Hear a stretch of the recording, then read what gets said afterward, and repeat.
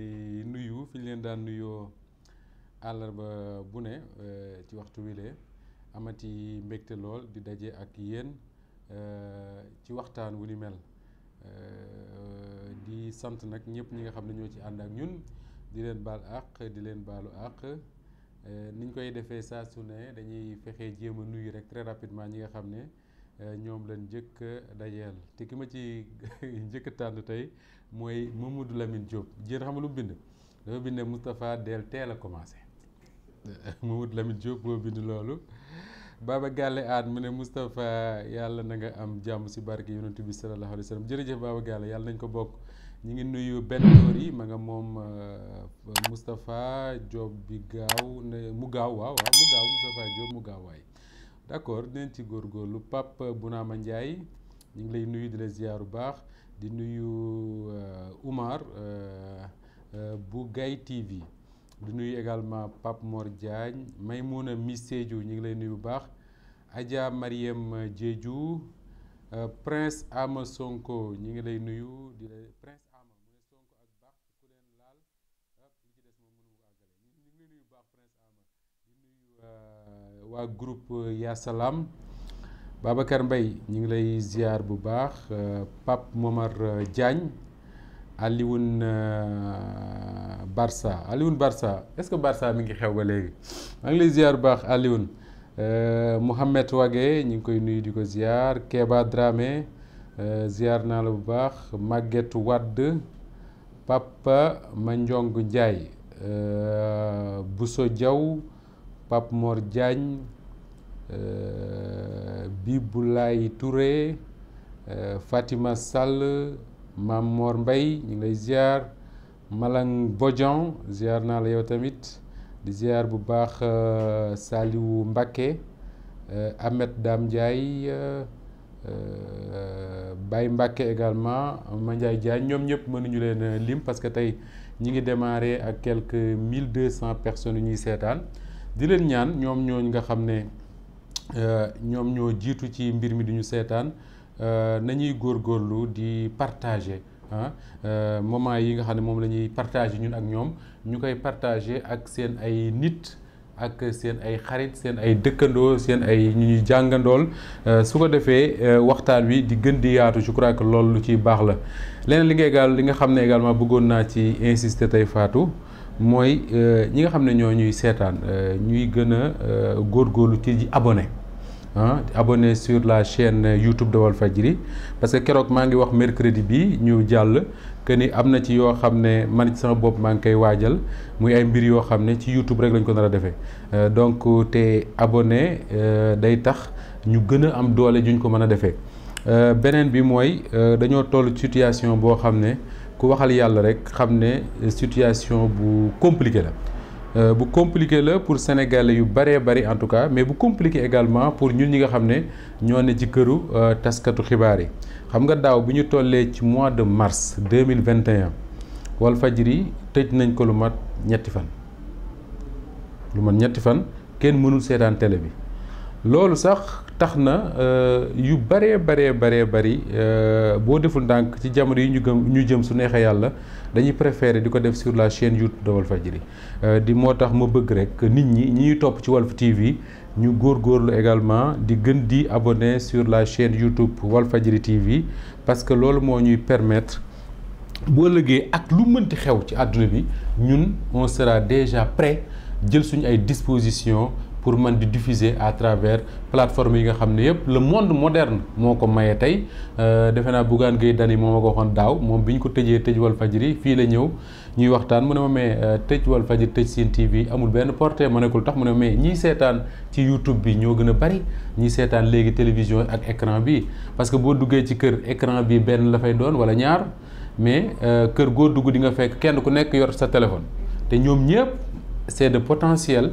téléspectateurs yoo xam ne mën nga leen a atteindre man boobu ba léegi moo tax à chaque fois ma ci insister pour ñu gën di booster la chaîne YouTube gën di fexe nit ñi di ci gën di abonné surtout ñi nga xam ne ñoom ñoo nekk dans la diaspora parce que loolu moo ñuy permettre ak lu mënti xew ak jafe-jafe bu ñu mënti nekk suñu mënul def li ñu bëgg a def yëpp à la télé ndax cahier de charge bu ñu war a respecter contraintes yi la CNRA di teg am na yu bari yoo xam ne dinañ ko mën a def sur la chaîne YouTube te d'ailleurs dina tàmbali tey defe naa tey la concert casserole bi à partir de 20h te suñu yéene mooy sur la chaîne YouTube de Walfadjri su 20h jotee ñi nekk dans la diaspora mën nañ ko fa kal dinañ xam ndakaaru ba xam dëgg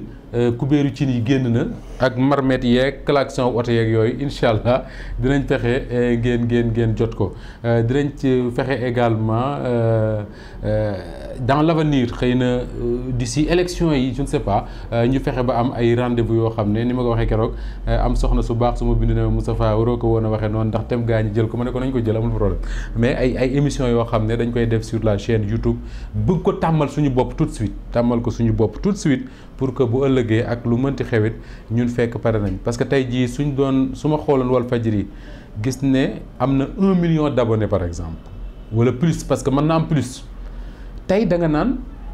su Walfadjri télé bii ñuy seetaan ni tàkkul amul benn problème parce que 2 millions de Sénégalais yu lay suivre à travers le Sénégal et la diaspora je crois que dara gënu ko donc lu ñuy góorgóorlu la incha allahu rabbi dinaa ci gën a wax pour ñu gën a xool comment organiser ça pour gën ko dooleel ndax àdduna bi foofu la tollu léegi réew yi ngay dem yëpp amul benn chaîne de télé boo xam ne doo gis mu am un contenu boo xam ne dina ko mën a diffuser sur ces chaînes yi nga xam ne ñoo nekk ci plateforme numérique yi notamment alors tey li ñu tànn di waxtaane mooy dañuy def benn taxaw seetlu jëme ko ci Ousmane Sonko njiital Pastef maire Ziguinchor ak Barthélémy Diaz maire Dakar bokk ci kuréel gii di taxawu Sénégal wala taxawu Dakar am noo xam ne noonu la gendarme yi jëflante ak ñoom ajjuma bii ñu génn et ñu bari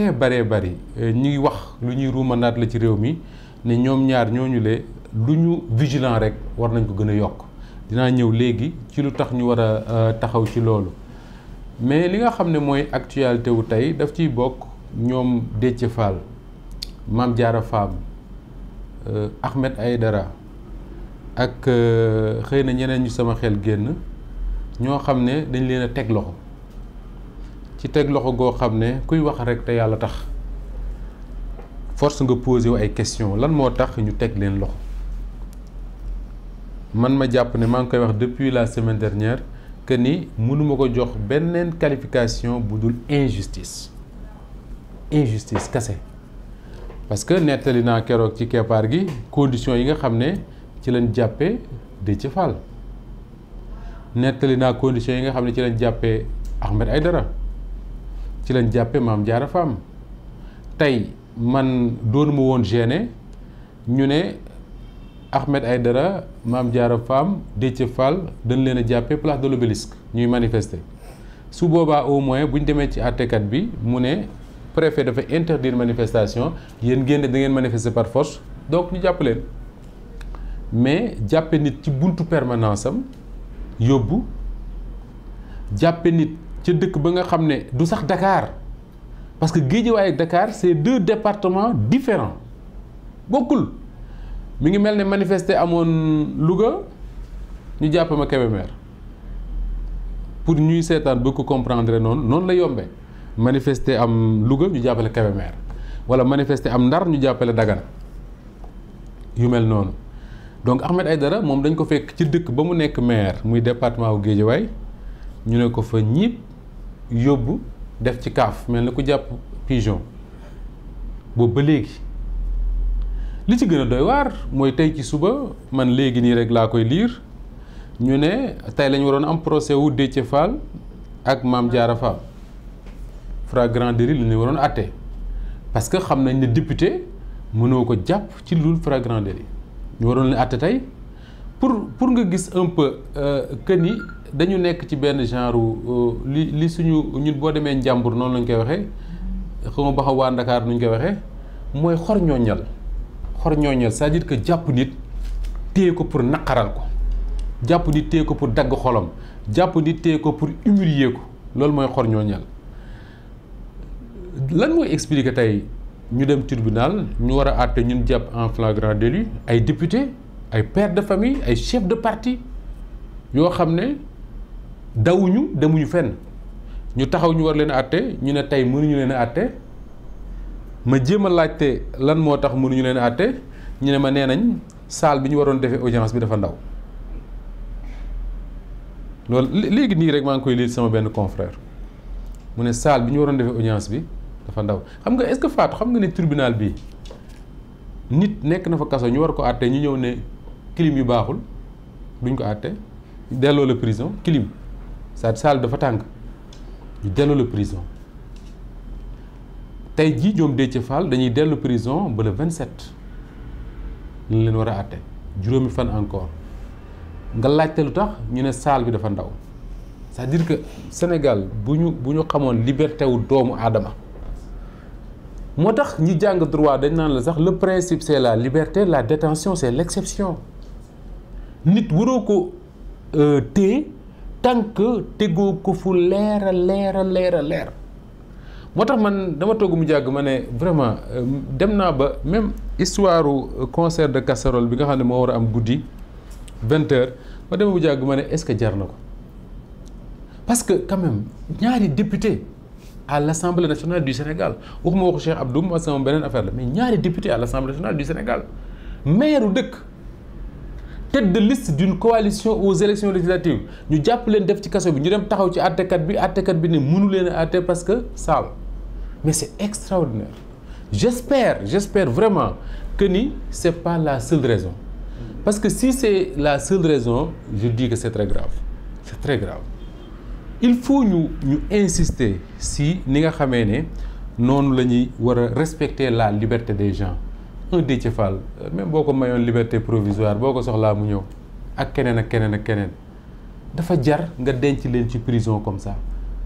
nga xam ne daanaka dinañ fa def 10 jours te bu ñu leen àttee wóor la ba xam dañ leen di bàyyi wala déet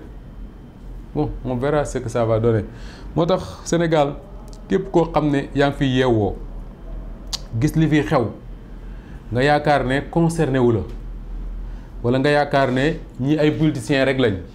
dañuy xëccoo entre politique ñoom ñëpp a yam ñuy jàpp di tëj nga toog di seetaan ñuy agressé nga toog di seetaan ñuy saaga journalistes yi nga toog di seetaan ñuy saaga kilifa yi nga toog di seetaan naan ñoom ñëpp a yam bés dina raam ba dugg sa kër te su boobaa ñun ñëpp a am regret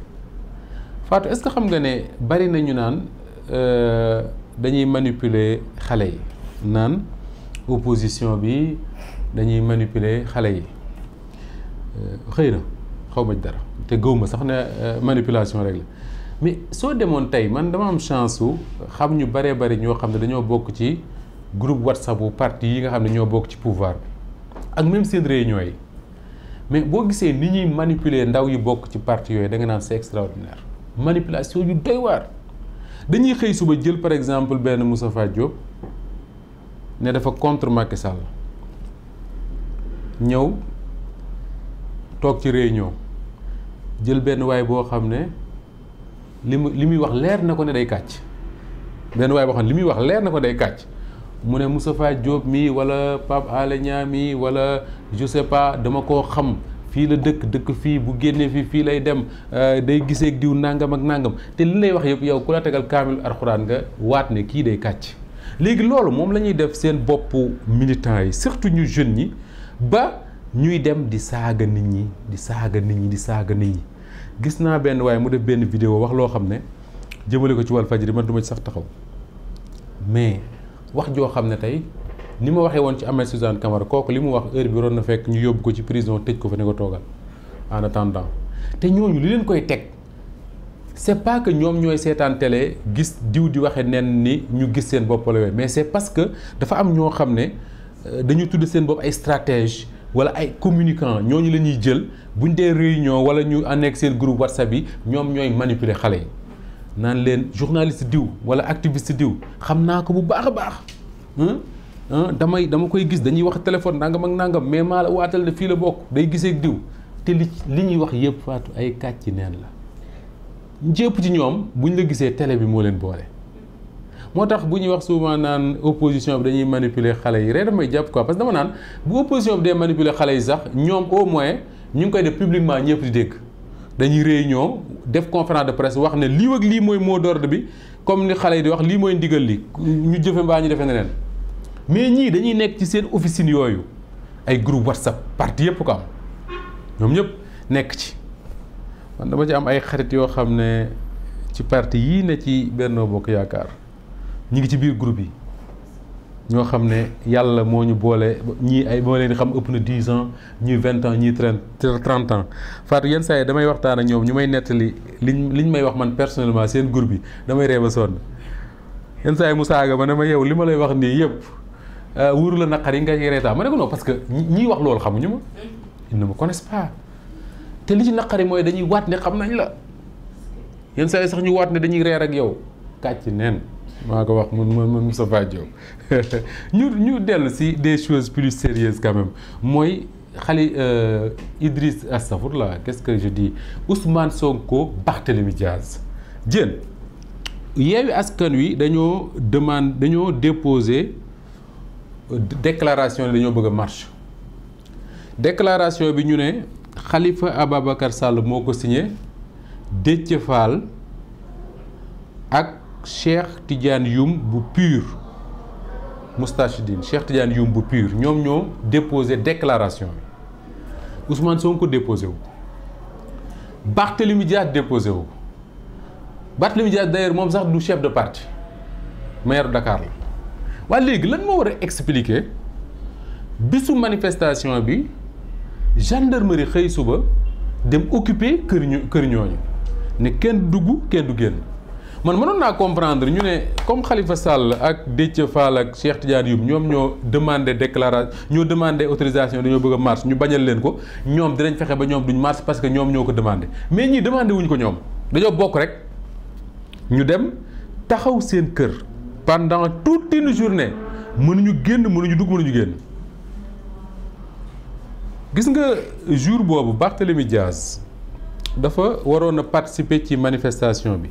bu fa jógee 21h mu jël avion dem Rabat ca Maroc jóge Rabat dem Paris dem liggéeyi ndax mairie Dakar bi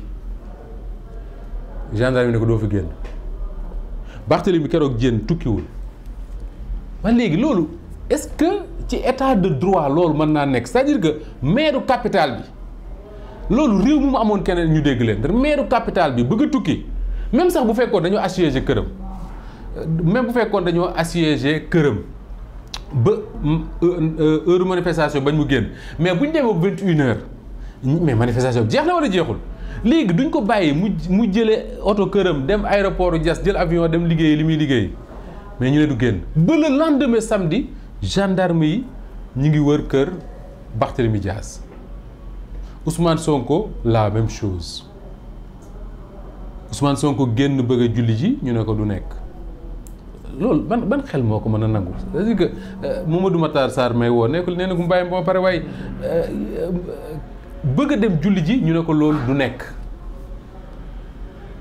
gendarme yi nga xam ne ñoom ñoo koy tere ñoom ci seen bopp xam nañ ne lii ñuy tere amul fu ñu ko mën a wéer maanaam amul luñ ko lay taaye ne lii moo tax ñu koy tere moo tax Serigne Moustapha Sy wax lu am solo ma d'accord ci loolu ak moom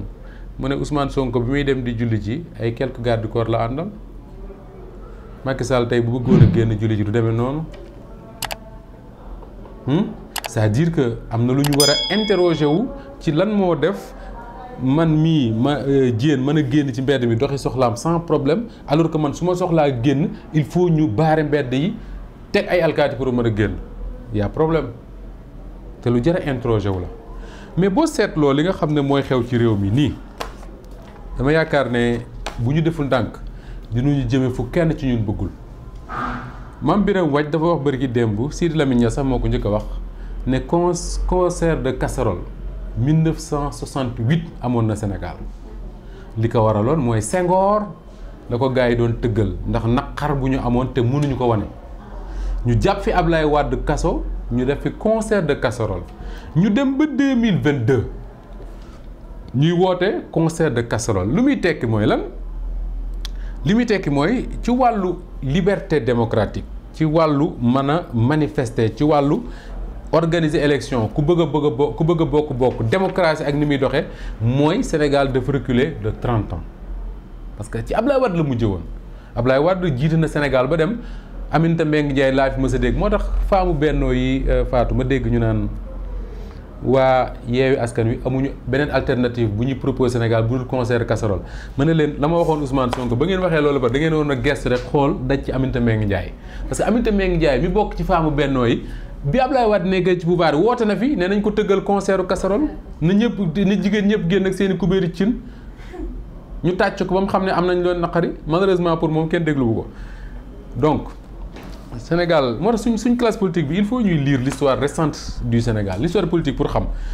gis nga léegi ñu ne Sénégal kon da ngay jàpp ne suñu démocratie deltu na ginnaaw presque ci 30 ans te la responsabilité de tout ça benn doomu aadama moo koy gàddu mooy le président Macky Sall amul benn responsabilité parce que Macky Sall dañ ko fal dénk ko Sénégal pour que Sénégal def ay jéego ci kanam ci développement mais également ci liberté wu nit ñi ci démocratie ci suñu lépp loo xam ne démocratie daf koo soxla muy élection yi transparente nguur goo xam ne mën nañ ko joxente sans heure ni rien du tout te loolu malheureusement jamono yi ñu nekk dafa wane ne nekkuñ ci loolu donc ñi woote concert de casserole xam naa li ñu bëgg a wane foofu mooy Sénégal dafa reculer de 30 te li la koy wan mooy tey jii soo xoolee Sénégal ni muy doxee da ngay gëm ne li Senghor doon def ak ñoom Mamadou Dia nga xam ne ëpp na 50 ans di dem c'est la même chose qu'on est en train de vivre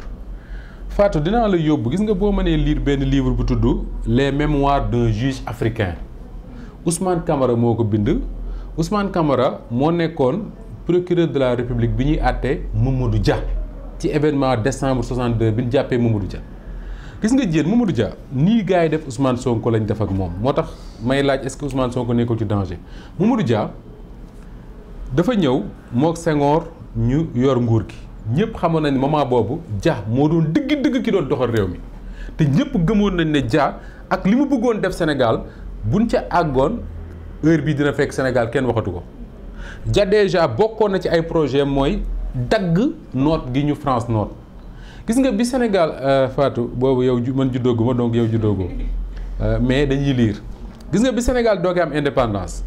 président wu France ba daf ne léegi président africain boo xam ne da nga dem tukki ci réew mu mënti doon boo waññeekoo da ngay jaar France nga rendre compte moo tax su ma gisee ñoom Macky Sall buñ jógee Russie ak yooyu jaar France man dama naan mais ñun qu'est-ce qui se passe boobu noonu la woon xam Macky Sall bi mu jógee bi mu voyagé temps yi jaar na France gisee ak Macron soo ko ñëwaat booba dañ doon wax ne président wu Afrique bu tukki soo wàññeekoo da ngay jaar France gisee ak président wax ko lan ak lan nga wuti woon Mamadou Dia dem defe naa Amérique du Sud ak Chine bi mu wàññeekoo jaar France ñu ne ko léegi est-ce que De Gaulle daf ko recevoir Mamadou Dia mu ne il n'a pas besoin de voir De Gaulle il rentre à Dakar non il n'a pas besoin de le voir parce que moom dafa jiiti réew moo xam ne réew mu indépendant la gis nga Dia moomu faatu gars yi dañoo dem ci sëriñ si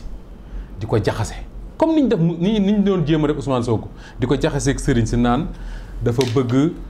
créer fi benn conseil islamique boo xam ne xalif dootul am ci réew mi bu ko defee nangam ak nangam Dia dafa bëgg loolu nga xam ne moom lañ tudde woon toolu àllarba nga xam ne dañ daan def su nit ñi dee bay ba àllarba ñëpp daje ci toolu sëriñ bi ñu bayal sëriñ bi la fay génn ñu jël ko def ko ci communauté maanaam tabaxe ko ay jumaa yu demee noonu ñu ne Mamadou Dia loolu la fi bëgg a dindi moo tax mu bëgg a créer ay coopérative li may wax nii mi ngi ci les mémoires d'un juge africain bu Ousmane Camara ñu bëgg a créer benn coopérative moo wax mu bëgg a créer ay coopérative agricole wax ba boole Mamadou Dia ak sénégalais yi keroog bi Mamadou Dia amee problème ak pouvoir Senghor ñu ne Mamadou Dia dafa doon bëgg a coup d'état Senghor Mamadou Dia d'ailleurs dafay wax ne moom nan lay coup d'état pouvoir boo xam ne moom moo ko yoroon moom moo yoroon le pouvoir Senghor daanaka inauguré ay magasin la fi nekkee woon ñu ne daf ko bëgg a coup d'état gars yi jàpp Dia def ci kaso sénégalais yi comme boole nañ leen ak Dia ñëpp toog seetaan ñu jël Dia yóbbu Kédougou yàq àddunaam yàq santeem gis nga bi ñu àttee Dia li doy waar Mamadou Diène mooy Ousmane Camara mi doon procureur de la République bi ñu ko waxee ñaataat la bëgg ñu tëj ko Dia dafa bañ ne du ko demandé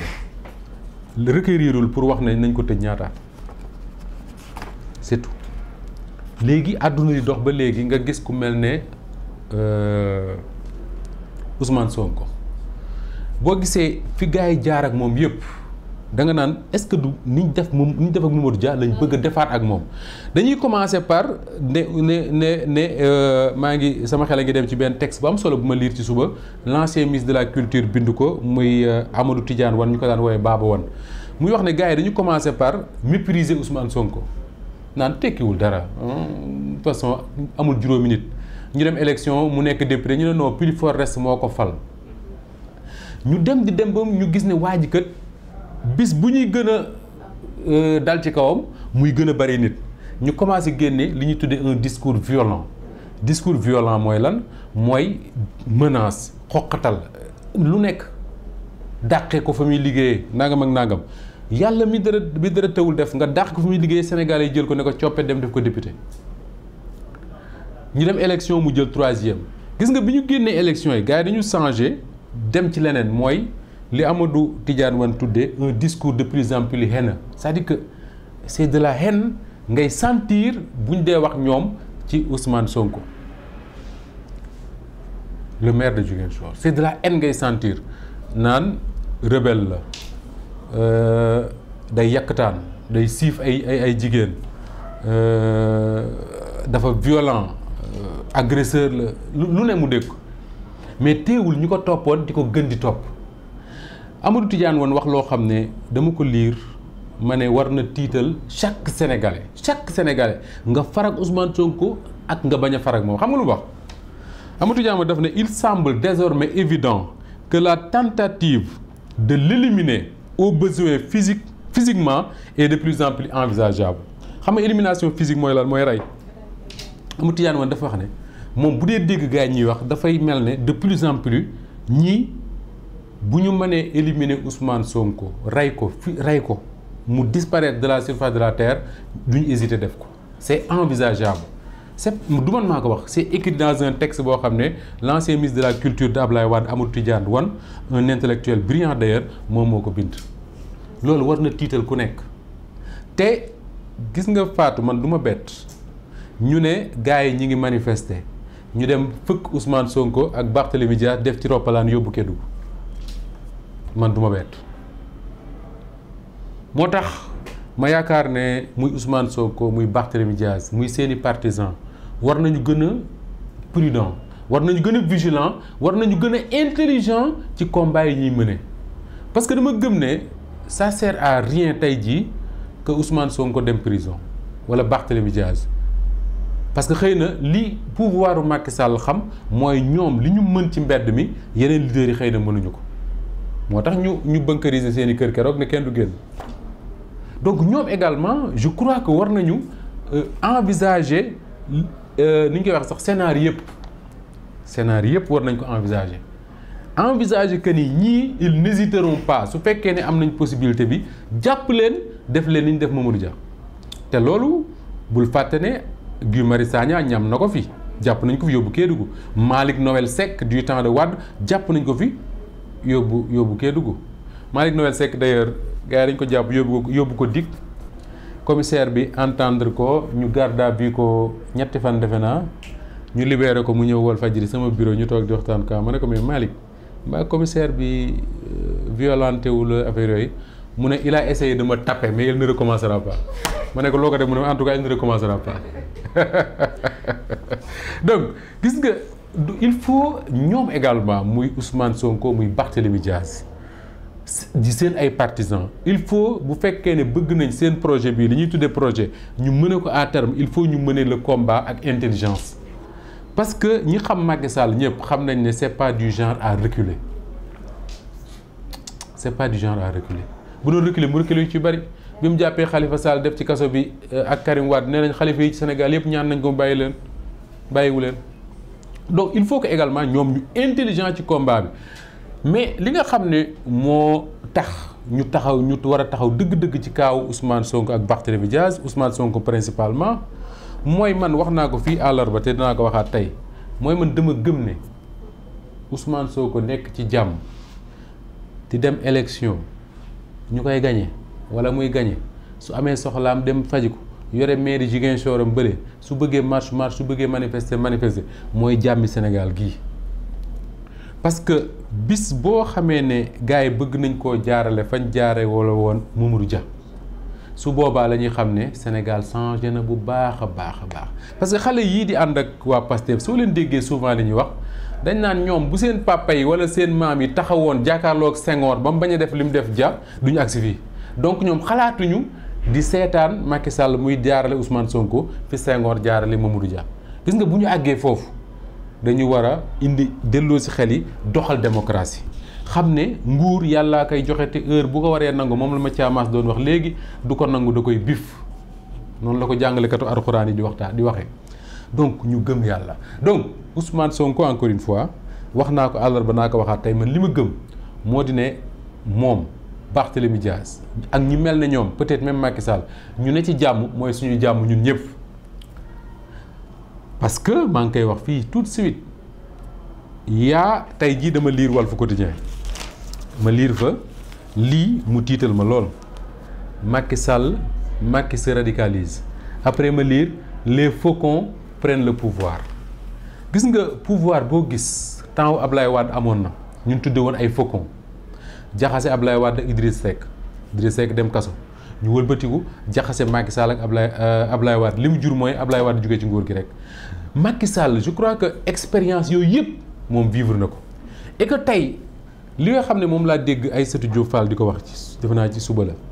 njariñu Macky Sall dëgg mooy di bàyyi xel kàddu yi nga xam ne mooy ay kàdduy sage ay kàdduy nit ñu intelligent di jóge ci kawam te bokk na ci Mankeur Ndiaye son ancien ministre Macky Sall moo la gën a xam ne Mankeur Ndiaye du ko yéene mukk lu bon parce que bari na ay jafe-jafe yu mu am ak ay nit fii ci réew mi Mankeur moo ko dox bañ nekk ci jàmm ak salaam ak Aminata Tall ñi taxaw ne ko lii ñu nekk nii du yoon te mënuñ ci continuer te dinaa taxaw tuuti ci Aminata Tall gis nga Aminata Tall Macky Sall dañ ko nommé premier ministre Aminata Tall nekk ministre des collectivités locales ñoom ñaar ñuy xëccoo benn projet bu tudd PNDL su ma juumul c'est PNDL c'est bien PNDL après c'est à vérifier mais je crois que c'est bien PNDL ñu koy xëccoo ba mu indi ay friction yu métti entre ñoom ñaar Ablaye Wade ñëw tranché en faveur de Macky Sall Aminata Tall affaire bi naqari ko lool mu defoon benn entretien ci l'Observateur juróom mi ngi sol benn vax wax ci wax ju bëree bëri ci Macky Sall Aminata Tall moo tax ñi nga xam ne dafa mel ne li muy wax dina bett nañ dellu Aminata Tall mii wax ci ay dëggam jëmale ko ci Macky Sall jamono di dox ba jubbootul ak Ablaye Wade mu ànd ak Macky Sall jël nguur gi jox ko defe naa conseil économique mu ne ca ba mujj yàgg mu disparaître bërki démb mu génn wax professeur Abdoulaye Bathily dégg naa mu wax Cheikh Tidiane Youm Baba Wane mi ma doon liir sànq Mankeur Ndiaye te gis nga professeur Bathily dafa am benn année mu taxaw assemblée nationale du Sénégal muy alerter boobu defe naa Wade mooy président de la République mu ne nañu def attention parce que Afrique conflit yu bëree bëri yi fi am ba ay milliers doomu aadama dee fa dara waralu ko loolu xëccoo suuf jamono di dox ba Sénégal léegi amul zone booy dem te gisoo doo fa gis conflit ci xëccoo suuf lu jar a def attention la te ñooñu ñooy ñi nga xam ne ñoo mën a rendre service président Macky Sall mais malheureusement soo demee ni ma ko waxee sànq ci ñi nga xam ne ñoo ne ci seen groupe WhatsApp yooyu di manipuler xale yi di leen wax lu leen neex soo demee palais également noonu nga fay fekkee comme du temps de Wade ñu tudde woon ay faucons nga xam ne ñoom foo tourné ci bureau boo tourné gis leen fa te doo xam lu ñuy liggéey ñooñu ñooy ne ci nopp président bi naan ko diw dafa la soxore diw dafa bon diw defanteel ak moom doo moroomam nangam ak nangam su fekkee ne président bi amul lucidité wu nekk au-dessus de tout ça xam ne li ciy metti ëllëg ci boppam lay dal mën na def ay te loolu mooy li xew ci réew mi malheureusement man quand j'ai lu les faucons prennent le pouvoir laa ne ñii fi ñu jëm mooy defante te defante nag mën naa jur lu ne parce que combat moom da ngay song rek mais doo xam fan la lay mujjee mën ngaa song fekk fa loo xam ne donc voilà encore une fois liñ ci bëggoon a wax mooy loolu di fàttali rek ne man dama gëm ne muy Ousmane Sonko Barthélémy Dias ak ñi mel ne ñoom li intérêt wu président Macky Sall ak nguuram mooy ñooñu nekk ci jàmm dara bañ leen a jot ñuy mën seeni activité bu ñu demee élection moom su leen gañee sax ñu ne gañe na leen. mais su fekkee ne dañu yaakaar ne Sénégal dafay continuer di fonctionner ni nga xamee ne noonu la doon fonctionner du temps de Mamadou Dia nga xam ne boole nañ ko Sénégal gépp surtout sëriñ si tafee ko yóbbu ko Kédougou tëj ko fa après atte ko ba il a fallu que Ablaye Wade ñëw au pouvoir pour wax ne dafay de réviser le procès de Mamadou Dia ba ñun ñu bari ci ñun commencé di intéressé wu ci naan mais Mamadou Dia qu'est-ce qui se passe lan mooy Mamadou Dia commencé di lire pour xam dëgg kan mooy Mamadou Dia tey jii koo wax classe politique bi mu ne Mamadou Dia ñëpp am ay regret parce que ñëpp dañoo gëm ne tournant Mamadou Dia boobu ak Senghor bu ko Sénégal ratewul woon heure bii danañ toll feneen Fatou est-ce que xam nga ne bi Mamadou Dia di nekk fii ñuy jël indépendant dañ ne woon Sénégal ak Taïwan ak Corée du Sud ñoo tolloo ñoo yem niveau de développement waaw Senghor jaar fi ak Abdou Diouf saaxee réew mi léegi ñun dañuy dem di ñaani Corée du Sud ak Taïwan voilà foofu la Sénégal toll moo tax daal encore une fois nañu def attention bu baax a baax ci liy xew ci réew mi ñu mel ne ñoom Ousmane Sonko Barthélémy Diaz suñ leen kum neex nga contre leen am nga ci droit mais au moins na nguurug Sénégal parce que Bara Gaye xaw na ko wax fii keroog te man jàpp naa ne sax xawma lu ko waxloo dafa wax ne Ousmane Sonko ak Barthélémy Diaz état bi dafa war a assurer seen sécurité parce que ay maire lañ xam naa moom leneen a tax mu koy wax mais man dama jàpp ne état bi dafa war a veiller seen sécurité parce que bu leen dara dalee kenn xamul lan lay jural Sénégal kenn xamu ko. Fatou xam nga Tunisie bu Ben Ali dafa jiite Tunisie nee nañ bi mu koy jiite Tunisie fukki nit ñoo wàññi ñett ñi ay policiers lañ. moo ëppoon doole ci président yi kenn du yëngatu xam nga Ben Ali lu daanoon nguuram benn xale bu góor bu doon jaay ay fruits fruits da defe naa de moo am lu ko naqari mu taal boppam manifestation yi commencé ñuy manifester ba génne ko réew mi ba dàq Ben Ali bu dem manifester yooyu moo dox ba Égypte dàq Hosni Moubarak mu dem nekkoon président Égypte donc nañu def attention yii di xew ci réew mi nii ñu koy xeeb jàpp ay député tëj ci kaso jàpp maire dëkku lëmm tëj ci kaso ci loo xam ne ay waxi caaxaan dong la nit ñi toog di seetaan nga yaakaar ne naqariwu leen naqari na leen dañoo xamagul ban fan la ñuy jaar faj ko te bis bu ñu koy faj yàlla na yàlla def ñu faj ko ci jàmm ak salaam mais mu bañ a jur leneen lu koy debo te loolu nag ci responsabilité wu président Macky Sall dong la nekk à chaque fois ma wax ko ñu naan Macky Sall lii mais li tax ñuy insister loolu c'est pas parce que waa ji Macky Sall la tudd c'est parce que c'est le président de la République Ousmane Sonko Barthélémy Diaz Khalifa Sall li coow li bari dénku ñu leen suñu réew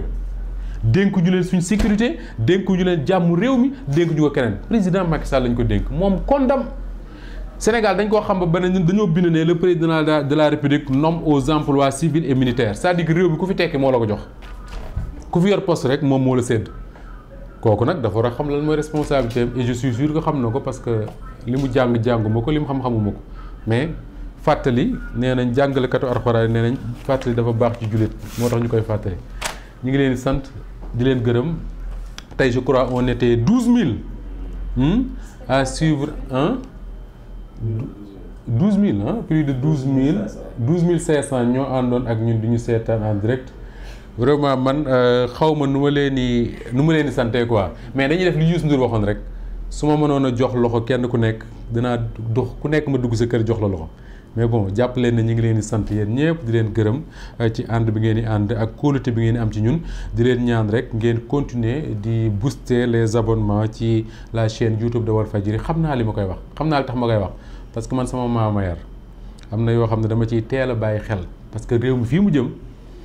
bu ñu deful ndànk dinañ bëgg a diffuser te duñ ko defee fudul ci lii jéen yor donc nañ ci jéem a jàpp ñun ñëpp ba am ci loo xam ne ak lu mënti xewet li Moustapha di wax ak li Mame Biram di wax ak Pape Mokhtar ak Awa Diop Ndiaye ak keneen di ngeen mën a continuer di ko seetaan te kenn du leen ko yàqal incha allah rabbi yàlla mën na ko yàlla na ko def ñu ngi ñaanal ñëpp jàmm di leen jox daje incha allah